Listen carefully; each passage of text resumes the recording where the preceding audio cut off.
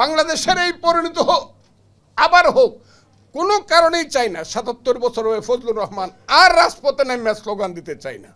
আল্লাহর দোয়াই করে বলতেছি, এমপি মন্ত্রী কিছুই হইতে চাই না, বাংলাদেশের গন্ডগোল আর চাই না, নিজেরা নিজের গন্ডগোল করে। কিন্তু আপনারা করতেছেনটা কি? ইলেকশনের কথা কইলি নয়া বউয়ের মতো গাল ফুলায় তাহেন করে, হ্যাঁ? ইলেকশন দেন, দেশটা তো 18 কোটি মানুষের, তারাই তো মালিক। মালিককে দিকে আপনি তো পারতেছেন না চালাইতে। সংবাদপত্রের স্বাধীনতা আছে বলতেছেন, তারা কিছু কয় না, চুপটা, কিন্তু তারা কিন্তু ভিতরে ভিতরে শুনেন, পটাশিয়াম সাইনেট খাইলে কিন্তু মিষ্টিই লাগে, কিন্তু 1 সেকেন্ডের মধ্যে মানুষটা মারা যায়। মিষ্টি দিয়েও কিন্তু মানুষকে মারা যায়। আপনি যে গরু জব করেন গিয়া পত্রিকা অফিসের সামনে, এইটা কামটা কি করেন? এই কামটা ভালো করেন কই? ফজলুর রহমানরা, সালাউদ্দিন আহমদ তো এইভাবে পায় না। বাচ্চা বাচ্চা ছেলে পেলেরা নাতির সমান, এর 1.5 ঘন্টা যাবত এদেরকে টেলিভিশন দেখান, পত্রিকায় বড় হেডিংয়ে তুলেন, জাতীয় পত্রিকায়। কেন? কি করতেছেন আপনারা? সব বাদ দিয়ে দিবেন, বাপের আগে পুত্রে নিয়ে দেবেন গা? না।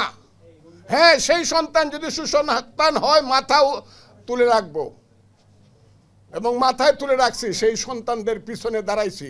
ওরা যেমন আমার সন্তান, আমার নিজের 2টা সন্তান আছে, 2টাই, একটা ব্যারিস্টার, একটা 5 বছর আগে AA পাস করিয়া এরপরে গিয়ে 3টার সময় রাত্রে গিয়ে রাস্তায় নামছে। আপনার ছেলেও নামছে। ওনার কেউ রাখতে পারি নাই আমরা সন্তানদেরকে ঘরে রাখতে, সবাই নামছি আমরা।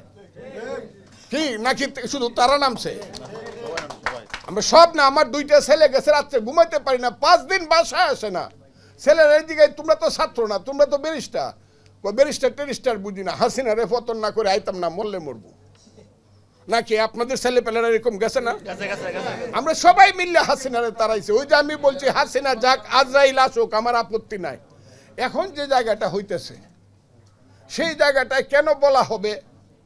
ছেলেরাই বা কেন বলবে?